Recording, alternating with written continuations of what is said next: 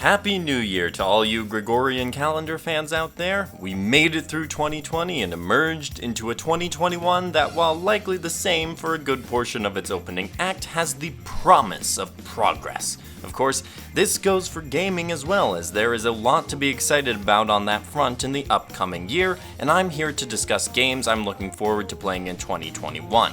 This video will be structured into 3 sections, starting with the upcoming games I'm looking forward to scheduled to come out in 2021. The second section will deal with games that have already come out in previous years that I'm hoping to get to this year. And finally, we have a check-in on my plans for the channel in 2021. Unlike the review video that came out last week, check it out if you haven't already, the games here have no arbitrary sentence limit for me talking about them. Hopefully that won't make the video too long. Well, here goes. Time to dive right into the 2021 releases. Tales of Arise. My first game on here is one of the games that was also on the 2020 preview section, but delays have pushed it back to 2021.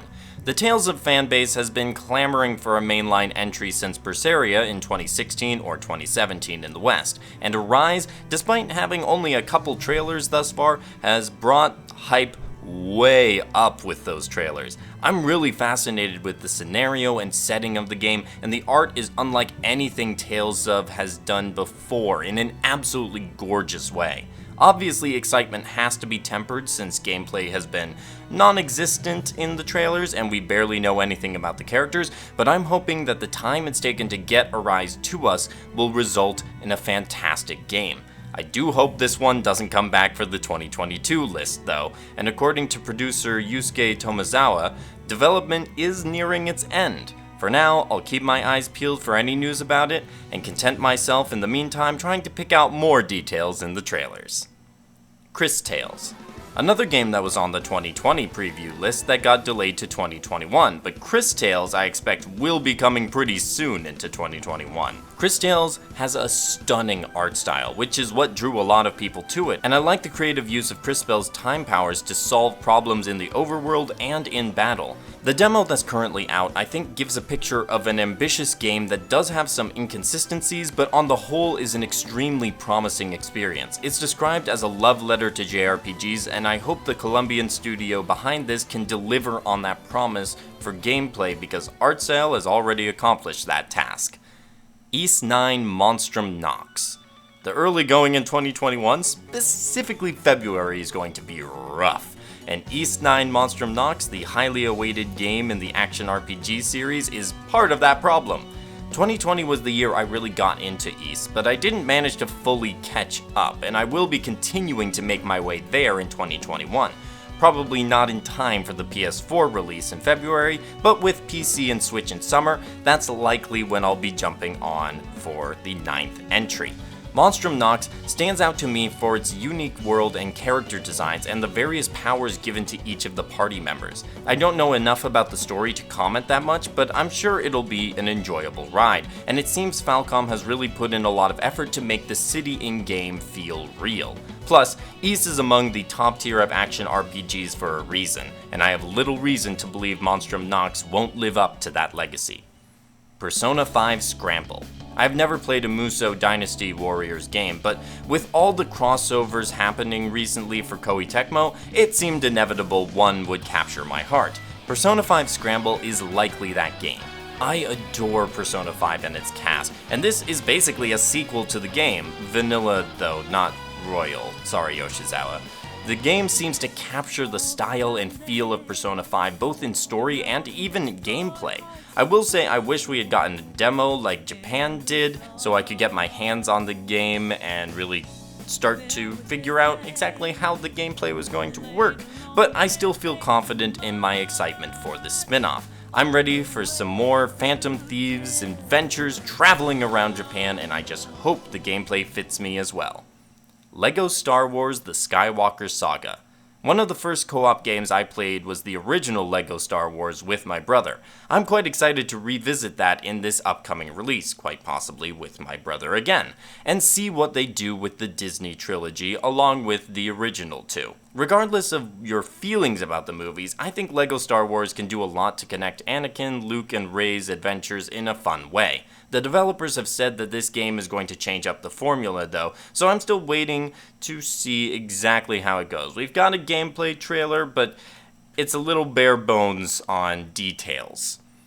I still expect a fun collectathon with silly humor and lots of cool characters bounding around the place. If the Skywalker Saga accomplishes that, I will be a happy camper. Trails to Azure.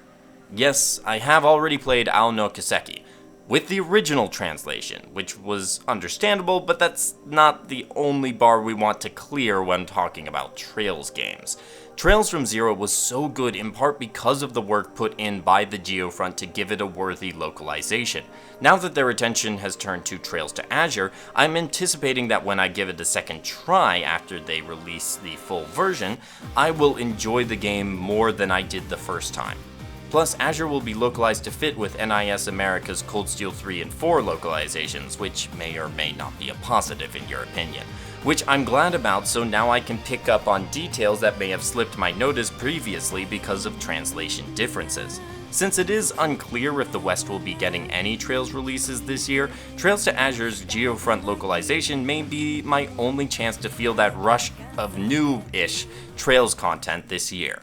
That's it for the games scheduled to be released in 2021 that I'm planning on playing this year. But as with every year, there are plenty of games out there that I didn't have time for or didn't notice in previous years.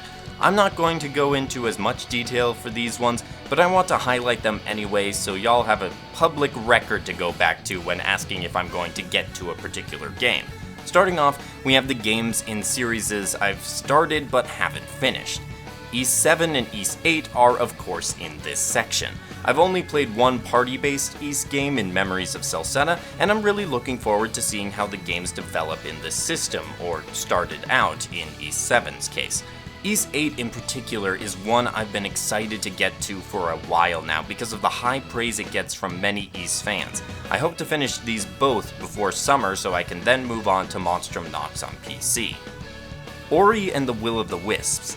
The sequel to Ori and the Blind Forest has also been on my watch list for a little while. Thanks to a free Xbox PC Game Pass that came with my new laptop, I now have the chance to get to the game early in 2021. My friend who recommended the first game to me says the second is even better, so I hope that is true when I dive in. Crusader Kings 3 is also a game I'll be using Game Pass to give a try after my fun experience with Crusader Kings 2. Watch out everyone, it's time to build an empire through questionable moral decisions and hopefully my luck outweighing my poor decisions in the process. I played the first Danganronpa game, and I do think I'll continue on through the series, but it's likely to take a backseat until I've cleared more of my gaming backlog. I will return to the trials and tribulations of Danganronpa at some point though for the second game and maybe the third as well. Then there are games I'm intrigued by that I have played no games in the series for, mainly because these games are not even in series to begin with. Crosscode is an action RPG whose demo I played and really enjoyed. I've been anticipating playing that one when I have the time for a while now. Ikenfell, a Wizard School pixel graphic RPG that seems charming and fun. Haven, another RPG with a pretty world and unique combat, in part because it's also a romance, which is sweet, although playing it single player is definitely gonna make me sad for reasons entirely unrelated to the story content. Those are the older games that I'm hoping to get to this year. The list seems manageable at the moment, but we all know what happens to best laid plans. Finally in the video, if you've made it this far, I want to talk about the channel, talking about each series I have, and finishing up with a general summary. Starting with why you should play. This series is going nowhere. It's the series that started the whole channel. I like the format, the videos are well received, there's always more content for it, no problems here. Why I'm excited for is in a similar place. I like these videos hyping up game releases, even if the videos are basically dead as soon as the game actually does come out. I like sharing in the excitement, and so they'll be continuing as is. Sequelitis is another one I'm happy with. It has been nearly 5 months since I released one? Wow, I didn't realize it was that long ago. I do have ideas for more, I just gotta figure out how to do those videos. But rest assured this series isn't dead, and it will be continuing on in 2021. Now we come to the character analysis videos. I recently put this one on hiatus in my channel description for a couple reasons. One, the videos are so much work. I'm glad my Estelle Bright and Velvet Crow videos have been very well received, but these videos take so much out of me to write, record, and edit, more than any other videos on the channel. Second, I'm not entirely happy with the format. I feel the videos have leaned more towards summary than analysis, and I think to make videos I'm truly happy with, I've got to find a balance, and I'm just not there yet. Finally, while I have other characters I'd like to write about, I haven't had the same motivation as I have had with the characters I've already done. So that's why this series is going on hiatus for some time. Lastly, we have the Let's Play of Football Tactics and Glory. I just completed Season 6, and we're hoping to promote to the First League in Season 7, placing us one level away from accomplishing the goal of the series. I do think we're getting to the later part of the series, but I'm certainly not done with it yet. That's all of the series, folks. Thanks for joining me for this video. Before you go though, the channel is coming up to the big 1,000 subscribers mark, and I do want to do something special for that milestone. I'm just unsure as to what that should be. If you have suggestions, please leave those in the comments for a potential 1,000 subscriber special. Also, while you're down there, giving a like to this video is appreciated, and you can also let me know what games you plan to play in 2021, old or new. If you're not already subscribed, feel free to hit that button, and I hope you had a wonderful New Year's, and happy gaming.